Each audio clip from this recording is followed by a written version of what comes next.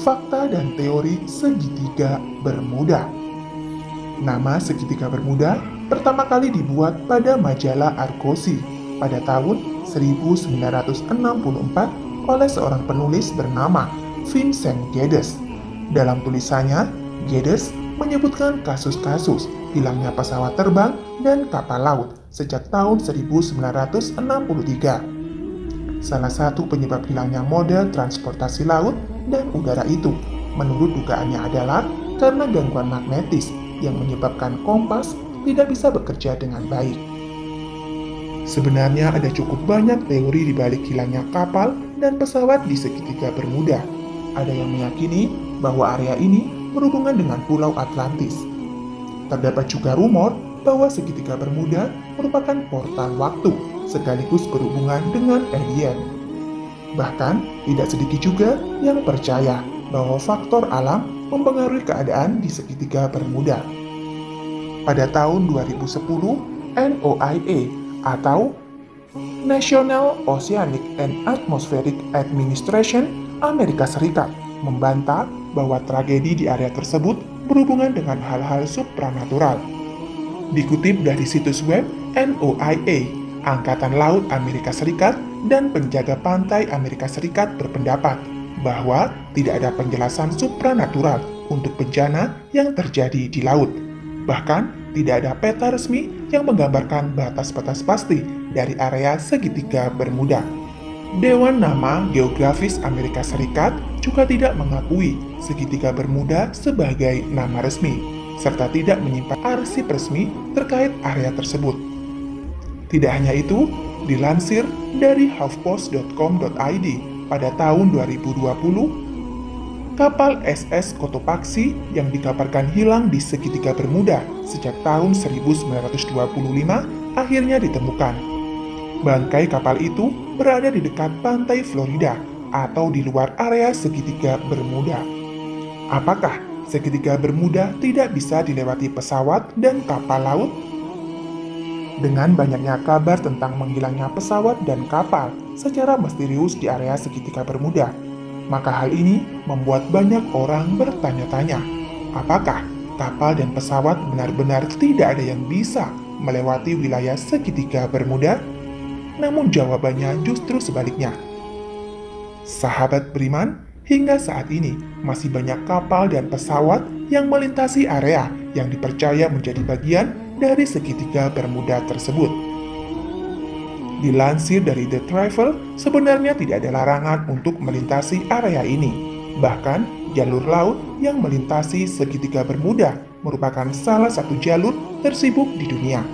Walau disebut sebagai jalur paling sibuk di dunia, itu bukan berarti area segitiga Bermuda bebas dari bahaya. Segitiga Bermuda menjadi lokasi dari titik paling dalam Samudra Atlantik. Titik paling dalam itu disebut sebagai titik Milwaukee Deep. Titik berat ini merupakan bagian dari palung Puerto Rico dengan kedalaman sekitar 8.380 meter. Selain itu, menurut NOAA, sebagian besar badai tropis Atlantik terjadi di area segitiga Bermuda. Ditambah lagi dengan cuaca yang bisa berubah-ubah secara tiba-tiba. Banyaknya pulau di Laut Karibia juga mengakibatkan perairan dangkal yang dapat membahayakan navigasi kapal.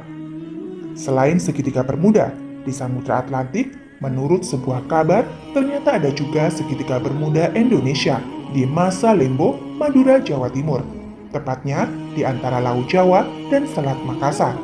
Hal ini seperti yang dilansir dari kompas.com. Tercatat banyak kapal yang tenggelam di perairan ini, di antaranya ialah KMP Tempo Mas II pada tahun 1981 yang menelan 288 korban jiwa, dan juga KRI Teluk Jakarta 541 pada tahun 2020. Segitiga Bermuda menurut Al-Quran. Jika mengandalkan teori ilmiah, tentu tidak akan pernah ada habisnya. Sebab setelah teori satu muncul, maka akan muncul beberapa teori lainnya.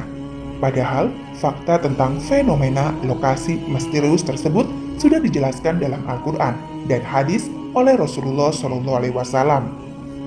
Di dalam Al-Quran, Allah Subhanahu wa Ta'ala berfirman, "Antara keduanya ada batas yang tidak dilampaui masing-masing." Al-Quran Surat Ar-Rahman ayat 20. Dalam ayat tersebut memang tidak disebutkan secara gamblang perihal tentang segitiga Bermuda yang berada di antara Lautan Atlantik, benua Amerika, dan benua Afrika. Namun, bahasa tersebut memang merujuk pada sebuah lokasi yang tak mampu tumbuh oleh manusia. Segitiga Bermuda merupakan titik pertemuan antara dua arus air yang sangat bertentangan. Arus sejuk berasal dari Amerika, sementara arus panas berasal dari Afrika. Banyaknya kasus menghilangnya kapal dan pesawat memang masih menjadi misteri. Segala macam teori yang dikemukakan oleh para ilmuwan hingga kini tidak ada yang memuaskan. Hal itu membuktikan bahwa tiada yang bisa melampaui pengetahuan Allah Subhanahu wa Ta'ala. Ada sebuah buku yang berjudul Dajjal akan muncul dari kerajaan jin di segitiga Bermuda, karya Syekh Muhammad Isa Daud dari Mesir. Dalam buku tersebut dikatakan bahwa kawasan Bermuda adalah kawasan jin, dan dari situlah akan muncul Dajjal. Jika benar dakwaan buku itu, maka tidak aneh jika apa yang disabdakan oleh Rasulullah itu nyata adanya, dan bahkan mendahului zaman. Sekaligus Rasulullah Shallallahu Alaihi Wasallam membuktikan juga bahwa Islam memiliki semua jawaban untuk semua pertanyaan. Menurut Syekh Imam Arifatullah Al-A'raf menjelaskan terkait dengan fenomena menghilangnya pesawat dan kapal di lokasi tersebut. Hal itu adalah upaya para setan dan iblis. Mereka berjaga mengelilingi kawasan segitiga Bermuda dengan tujuan menghalangi siapapun memasuki titik inti. Hal itu agar manusia tidak bisa mengetahui kebenaran alam yang sesungguhnya. Ada juga riwayat yang mengatakan bahwa sebenarnya sejak zaman kuno begitu banyak orang yang penasaran dan mencoba menuju pusat dari segitiga Bermuda. Namun kebanyakan dari mereka menghilang tanpa jejak. Bahkan dalam sejarah kuno juga tercatat bahwa Raja Iskandar Agung pernah memasuki kawasan tersebut dan berhasil kembali. Dan setelahnya, ia memberi kesaksian bahwa lokasi pusat segitiga Bermuda merupakan tempat yang luar biasa, memiliki pasir, batu berlian, dan permata, dan kabut yang juga tebal. Ia juga mengatakan orang yang sudah masuk ke tempat tersebut memang tidak ingin kembali pulang. Sahabat beriman, segitiga Bermuda memang penuh dengan misteri. Namun, fenomena ini menunjukkan tentang kebesaran Allah Subhanahu wa Ta'ala.